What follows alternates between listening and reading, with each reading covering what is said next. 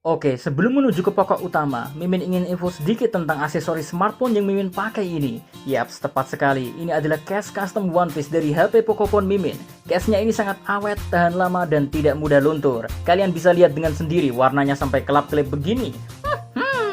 Lalu, dari mana Mimin dapat casing ini?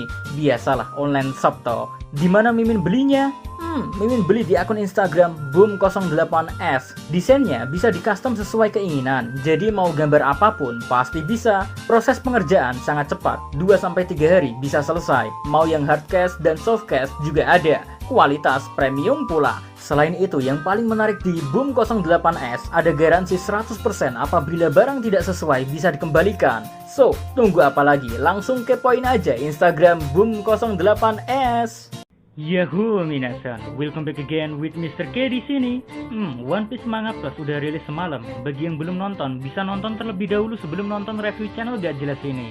Tapi kalau udah, yuk langsung saja menuju ke konten.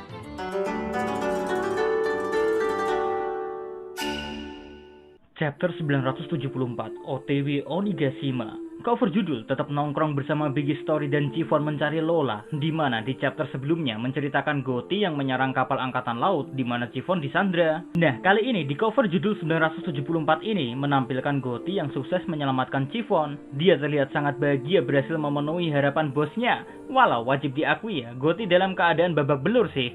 Well, perjuanganmu memang luar biasa, Gotti. Awal chapter ini dimulai dengan menampilkan panel kilas balik antara Kyoshiro, aka Denjiro ya, dan Komurasaki, aka Hiyori. Denjiro di sini memberitahu Hiyori untuk selalu membawa dan menyimpan kantung darah di balik baju kimono miliknya, agar ketika waktunya tiba ataupun dalam keadaan darurat ya, Denjiro bisa menyelamatkan Hiyori dari tangan Orochi. Di panel ini akhirnya kita jadi mengerti kalau kematian Komurasaki sudah direncanakan dengan sangat matang oleh Denjiro guys. Bahkan mungkin bisa dibilang patut diacungi jempol lah karena Denjiro benar-benar menjaga Hiyori dengan sangat baik. Oh iya, selain terbongkarnya trik kematian Komurasaki ya, di sini pula mengungkap fakta lebih lanjut kalau Denjiro dan Hiyori memang saling bekerja sama dalam membagikan uang-uang yang diperolehnya ke penduduk kota Ebisu. Salut dah akan perjuangan Denjiro dan Hiyori ya, yang satunya rela menjadi anjing shogun brengsek yang telah membunuh tuannya selama bertahun-tahun lamanya, yang satunya rela jadi oiran walau itu artinya harus duduk bersama orang yang telah menyebabkan ayah kandungnya meninggal dunia. Next, kita kilas balik beberapa bulan yang lalu sebelum Luffy, krunya, dan beserta aliansi gilanya datang ke Wano. Di Kastil Shogun di ibu kota bunga ya, Orochi dan Kaido sedang minum-minum sambil Orochi membicarakan info yang sangat penting tentang kekuatan Kozuki Toki yang bisa melintasi waktu memang adalah kenyataan. Orochi mendapatkan info dari sebuah surat tentang kemampuan Toki beserta bukti dalam surat ini yang bercerita kalau Kinemon, Kanjuro, Raizo, Kikunojo, dan Momonosuke telah melintasi waktu dari 20 tahun yang lalu ke masa sekarang. Nah, Kaido yang mendengar informasi ini menjadi kaget dan jengkel karena bagi Kaido, mereka semua harusnya sudah terbakar di Kastil Oden 20 tahun lalu. Makanya, Kaido di sini juga bilang pada Orochi, mungkin kabar itu hanyalah bualan belaka untuk menakut-nakuti Orochi. Tapi sayangnya, Orochi punya bukti yang kuat kalau surat tersebut sangatlah kredibel isi yang tertulis.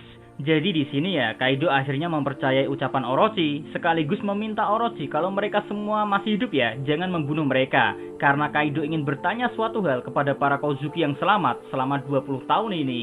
Next, setelah Kaido meminta hal tersebut, Orochi pun langsung menceritakan pada Kaido tentang alasan sebenarnya kenapa dia sangat percaya pada surat yang memberitahukan tentang kekuatan Toki, sekaligus info kalau 5 orang dari klan Kozuki masih hidup. Semua ini karena Orochi sangat percaya pada orang yang telah menuliskan suratnya karena 2 alasan berikut. 1. Ini orang terlahir dari keluarga pentas teater, biasa dikenal di Jepang dengan sebutan kabuki. Ceritanya nih ya, orang ini sejak masih kecil telah kehilangan kedua orang tuanya di depan matanya sendiri.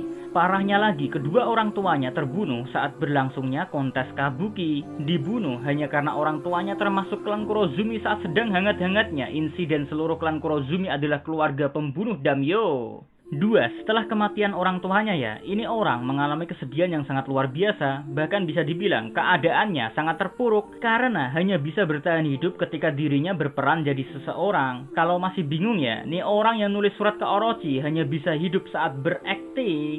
Jadi, karena Orochi telah mengetahui dua alasan tersebut, makanya dia mendekati orang ini dan mengungkapkan fakta kalau Orochi termasuk klan Kurozumi, dan Orochi jugalah yang telah menghabisi semua pembunuh orang tua sang aktor Kabuki ini. Jadi, kini si aktor punya hutang budi pada Orochi, sekaligus menjadi bawahan setia Orochi dan siap melakukan apapun demi Orochi. Dan si Shogun dekil brengsek yang mengetahui ini langsung memberi tugas pada sang aktor untuk berperan sebagai pengikut sejati Kozuki tanpa seorang pun yang ada di Wano tahu akan identitas sang aktor yang sebenarnya. Nah guys, dengan senang hati sang aktor pun menerima tugas dari tuannya dan tak lupa menerima pemberian buah iblis dari Orochi. Sejak itulah permulaan akting sempurna dari sang aktor dimulai. Lagi pula sang aktor sangat bahagia jika bisa menjadi orang lain. Hari demi hari dilalui sang aktor dengan menjadi bagian dari Kozuki. Ketika Orochi belum menjadi shogun dan butuh uang pinjaman dari Oden, sang aktor memberi Orochi uang 2 kali lipat dari uang yang ingin dipinjam Orochi hasil nyolong tempat penyimpanan uang Oden. Berkat sang aktor pula lah Orochi bisa seperti ini dan bisa bekerja sama dengan Kaido. Dan informasi-informasi tentang kelakuan Oden hingga penyerangan Oden di masa lalu juga menjadi info yang sangat berguna. Bahkan parahnya sang aktor saat eksekusi Oden di pot mendidih, sang aktor sudah siap mati bersama Oden sebagai Kozuki. Orochi sampai kagum akan akting dari sang aktor sampai bisa sejauh itu. Makanya ketika Orochi tahu sang aktor masih hidup beserta info para pengikut Kozuki dan Momonosuke ada yang masih hidup, Orochi langsung percaya sepenuhnya. Di sini dapat diambil kesimpulan ya, kalau sang aktor atau si pengkhianat adalah manusia yang sakit jiwa, penipu yang sangat sempurna. Next, pindah ke timeline masa kini. Inilah yang kalian tunggu-tunggu bukan? Dimana gak ada lagi yang namanya kilas balik ataupun flashback. Semoga aja sih. Di sini panel cerita langsung diambil alih oleh box narator yang nge-recap semua kejadian-kejadian penting yang telah terjadi selama arc yang telah melibatkan para samurai berlangsung. Sudah 20 tahun lamanya sejak kematian tragis sang samurai legendaris Kozuki Oden. Ini adalah sebuah kisah tentang dendam mendalam antara klan Kozuki dengan klan Kurozumi dan bajak laut Kaido. Agar bisa memenuhi harapan Oden untuk membuka negeri Wano, para samurai melintasi waktu 20 tahun ke masa depan dan beberapa bulan lamanya mengorbankan nyawa mereka. Mereka akhirnya menemukan aliansi yang bisa dipercaya. Harapan mereka tak akan pernah hilang. Mereka memperoleh 4.200 pasukan, dilengkapi dengan persenjataan dan kapal-kapal. Jika semua rencana berjalan mulus, semua pasukan aliansi samurai akan terkumpul bersama-sama di malam festival api terjadi di pelabuhan Tokage untuk bersama-sama menuju Onigashima. Itu pun kalau semuanya berjalan lancar. Wah, mantap juga ya ucapan penutup box naratornya. Nah, kini saatnya pembuktian nasib para samurai. Kita pindah ke pelabuhan Tokage, di mana para Akazaya, Shinobu, dan Momonosuke sedang dalam kesedihan karena tak ada satupun aliansi yang datang ke pelabuhan Tokage. Hati Kinemon seperti tercabik-cabik karena tak ada orang yang datang. Luffy gak ada, SHP gak ada, Sukuminks gak ada, Lau gak ada, Bos Yugoro dan anak buahnya gak ada. Kinemon tak tahu harus bagaimana lagi menghadapi ini. Rencana yang telah dia susun matang-matang hancur di depan matanya sendiri, menyebabkan hatinya bingung dan bimbang sendiri dalam kesedihan yang tertahan. Kinemon beserta para Akazaya pun ingin nekat dengan sebuah kapal kecil pergi menuju Onigashima sendirian. Walau mereka semua tahu kemenangan melawan Kaido adalah hal yang tak mungkin jika ini dilakukan sendirian. Tapi bagi para samurai yang telah kehilangan tuannya, impian Oden dan dendam mereka harus dibalaskan. Kapal kecil itu pun berangkat diiringi dengan lautan yang sangat ganas karena ombak bergejolak kemana-mana. Shinobu dan Momonosuke tak ikut dalam perjalanan ini. Momo berusaha menghentikan kenekatan para Akazaya, tapi semua itu percuma. Tekad seorang samurai sudah sangat melekat di sanubari mereka. Nah guys, dalam perjalanan dengan kapal kecil ini yang penuh dengan kesedihan, Kinemon pun angkat bicara kalau rencana ini bocor karena ada seseorang yang telah membocorkannya. Dan Kinemon mencurigai orang yang telah membocorkan informasi ini adalah salah satu dari yang ikut kapal kecil ini. Lebih tepatnya, para Akazaya itu sendiri. Cuma, karena sudah sampai titik sejauh ini ya, semuanya telah percuma. Lagian tak akan ada yang mau mengaku siapa sang pengkhianatnya. Situasi pun jadi tegang. Kiku dalam kesedihan meminta Kinemon untuk mencari sang pengkhianat tersebut. Panik, jelas pasti. Tapi mencari pengkhianat di situasi yang carut-marut ini pastilah sangat sulit bagi Kinemon. Untungnya guys, sang pengkhianat yang ada di kapal kecil ini berbaik hati, membongkar identitasnya sendiri. Si pengkhianat asu tersebut adalah Kanjuro.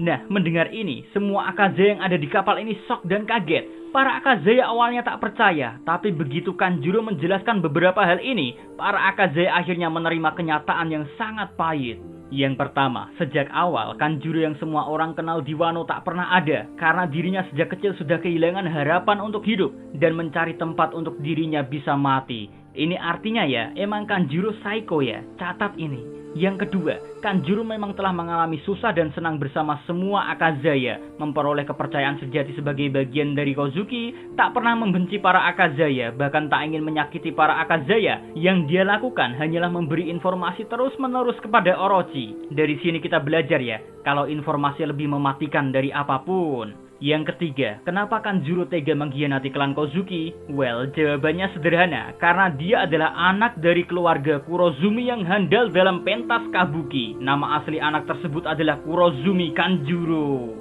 Yang keempat, terbongkarnya tempat pertemuan pertama para aliansi dan samurai adalah ulahnya. Kematian Yasue juga awal mulanya ulahnya. Jack mendapatkan fever cut menuju Jo juga ulahnya. Jadi di sini ya, Kurozumi Kanjuro menyalahkan Kinemon yang tak mencurigai siapapun dari kawannya sendiri. Luar biasa kan dosa yang telah dilakukan Kanjuro. Mimin saja emosi pengen nyiramin kopi panas ke tangan Mimin sendiri, biar bisa ngerasain sakit dan panasnya hati Kinemon mendengar fakta ini.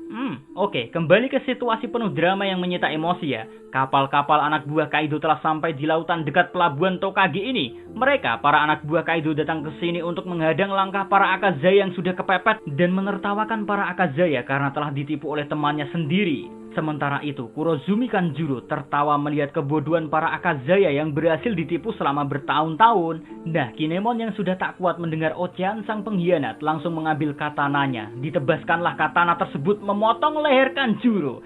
Cuing! Tapi sayang, yang ditebas Kinemon adalah boneka hidup dari kekuatan buah iblis Kanjuro. Dimana di sini membuktikan dengan jelas kalau Kanjuro bisa menggambar dengan sangat baik. Mungkin di atas Sai Naruto ya, karena Kanjuro bisa menggambar detail dirinya. Lalu kalau ini gambar, Kanjuro yang asli ada di mana? Teng-teng, si pengkhianat asu ada di pinggir pelabuhan. Dia sedang menyandera Momo. Loh, bukannya Momo tadi sama Shinobu, Min? Berarti Shinobu juga ikut berkhianat, Min. Ya kagak lah, Shinobu gak mungkin berkhianat. Ada dua spekulasi terkait ini. Satu, di samping Kanjuro ada gambar kecil yang kelihatan seperti orang. Kalau itu memang orang, itu berarti positif dia adalah Shinobu yang terkapar karena berhasil dikalahkan Kanjuro. Dua, kalau itu bukan orang, itu artinya Shinobu yang asli telah disekap oleh Kanjuro di suatu tempat. Lalu Kanjuro membuat gambar Shinobu. Loh Min, bisa saja dari awal Shinobu gendut itu gak ada. Dan semuanya adalah gambar Kanjuro. Itu gak mungkin terjadi karena Shinobu gendut pernah mandi bersama Nami dan Nico Robin di pemandian umum. Kalau masih kurang bukti kuatnya, bukankah saat Kaido menghancurkan Kastil Oden dengan ababnya ya, Shinobu menggunakan kekuatan buah iblisnya untuk menyelamatkan semua orang yang saat itu ada di sekitar Kastil Oden. Emangnya bisa gambar hasil dari kekuatan buah iblis menguasai kemampuan buah iblis lain? Ada-ada saja jenengan, yang ada tuh senjata mempunyai kemampuan buah iblis. Next, dalam keadaan yang super genting bagi para Akazaya ya, dikepung kapal-kapal anak buah Kaido, dikhianati asu Kanjuro, dan kini Momo disekap oleh Kanjuro juga. Makin mumet kan isi kepala Kinemon. Untungnya, di bawah pengkhianatan Kanjuro masih ada secercah harapan. Dari lautan di sekitar Tokage ini, kita mendengar suara yang sangat akrab di telinga kita, yang berbicara kalau kapal telah diperbaiki, dia sudah makan dan tidur dan dia kini sedang dalam keadaan primanya, sambil menyuruh seseorang untuk menembak kapal anak buah Kaido dengan meriam. Dialah Monkey D. Luffy, datang sesuai janji sambil meminta maaf pada Kinemon karena telat. Kejutan pun tak berhenti sampai di sini guys. Dari bawah lautan, mengangkat kapal kecil para Akazaya beserta orang-orang yang ada di dalamnya, muncullah kapal selam khas dari seseorang yang nyentrik dan cool. Dialah Trafalgar di Waterloo. Berhentikah kejutannya? Tentu saja tidak. Dari seberang ada tembakan lagi dari arah lain, mengarah ke kapal anak buah Kaido. Tembakan itu berasal dari kapal seorang bajak laut rookie paling beringas. Dialah Eustace Kid, yang dengan amarahnya menunjukkan keseriusannya untuk bisa mengalahkan Kaido seorang diri, tapi malah mengantarkan Kid bernostalgia dengan Aksa Body, di mana mereka, Luffy, Law, dan Kid bertarung bersama. Kini, entah apa yang sebenarnya terjadi, Monkey D. Luffy, Trafalgar di Waterloo, dan Eustace Kid bersiap-siap mengguncang negeri Wano, siap untuk menghajar Kaido bersama para aliansi samurai, ninja, dan Minks bersama-sama menjatuhkan tirani Kurozumi Orochi dan Kaido. Di sisi lain, Kurozumi Kanjuro kaget bukan main, tak menyangka kalau Luffy dan semuanya ada di sini. Kanjuro gak tahu tentang info ini, padahal ente aja yang begok Kanjuro. Dia pikir dia yang pintar berakting dan jadi pengkhianat di sisi klan Kozuki, padahal ada Denjiro yang saat ini mungkin ingin berkata, "Punten selur, hol my sake campur kopi selur." And now, untuk menutup video ini, tak afdol rasanya jika belum mengatakan apa yang Luffy ucapkan di panel terakhir. Ketika kau berada di lautan, lawanmu adalah bajak laut. So, see you again next time. Adios ya karamelos, salam animenia.